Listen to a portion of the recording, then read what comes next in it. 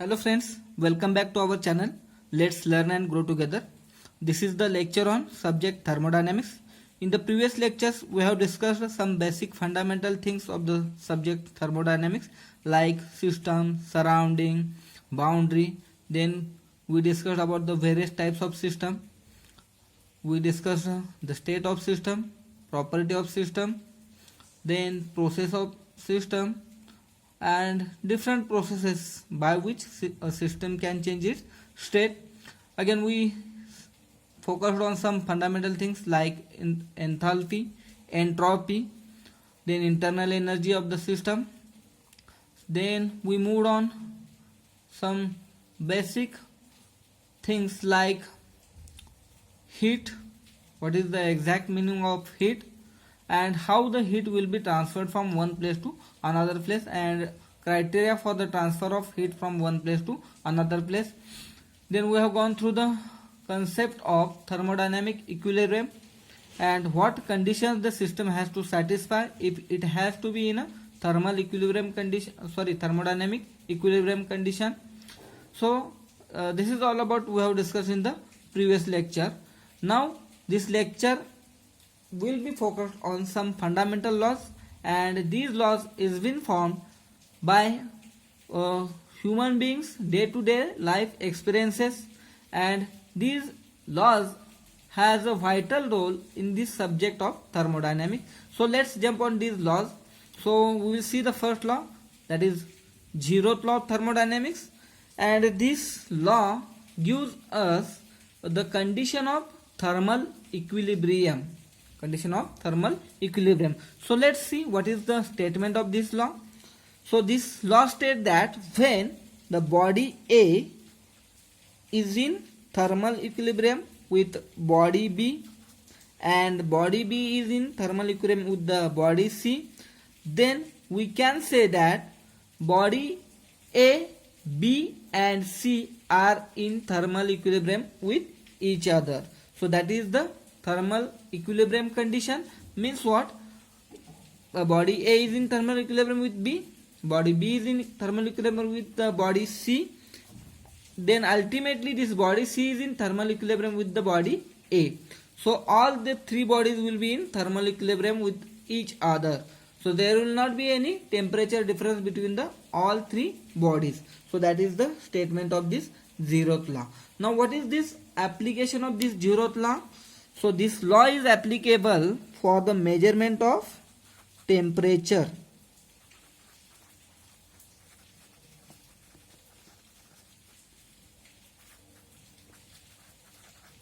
Now see, here suppose if you consider one container is there inside which some fluid or some liquid is been kept, and now when we are inserting our thermometer inside it, and that thermometer is been made of a glass material, and inside that glass material other fluid like mercury is been placed, and we can measure the temperature. Okay, now here if you consider the fluid whose temperature is required to be measured, it will act as a body A. Now the glass will act as a body B, and the fluid inside that thermometer will act as a body C. Now what happens when we insert that glass tube inside this fluid?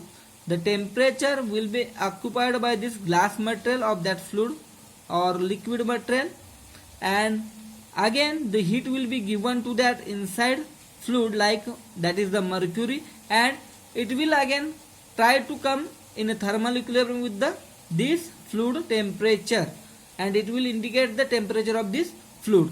So this is how this law is useful for the measurement of this temperature of any body. So we can see here body A will have some temperature.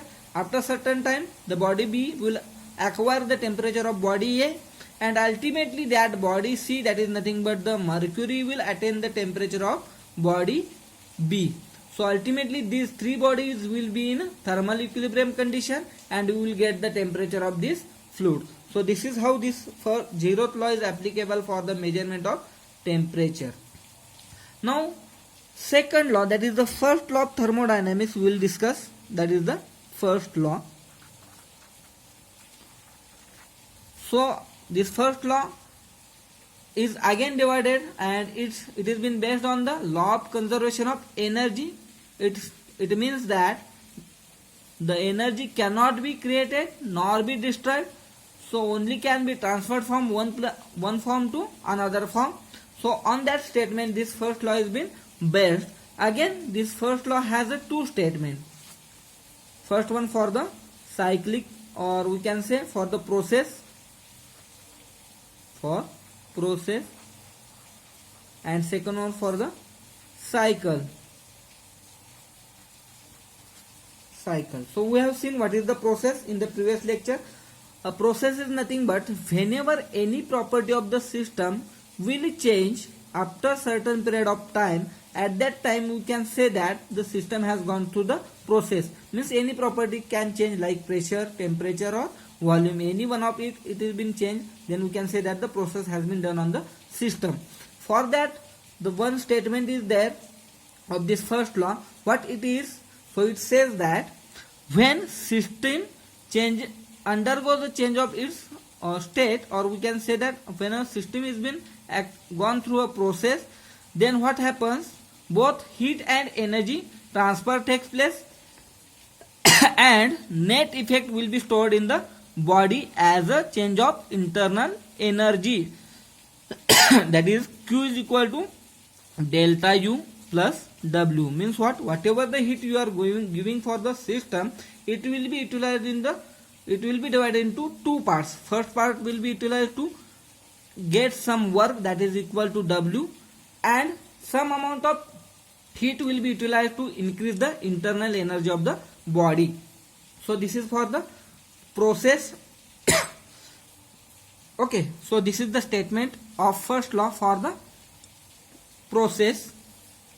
Now we will see the statement of this first law for the cyclic process. So what it is, we have seen when the system will go through a number of processes and it will come back to its initial position. Means what? Initial and final conditions of the system are identical. In that case we can say that system has gone through a a cycle, or we can say that thermodynamical cycle is been completed. So in such cases, what is the law or what is the statement of this first law for this cyclic process? We will see it. So when the system will go under a change of cyclic process, so at that time a cyclic integral of heat transfer is equal to cyclic integral of work transfer or work done.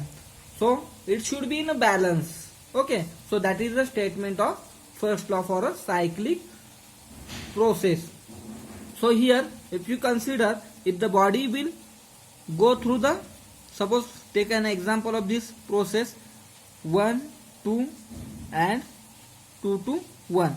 So here body changes its state from 1 to 2 by following this 1 to 2 path, and again it is coming back to initial position by following this path of 2 to 1.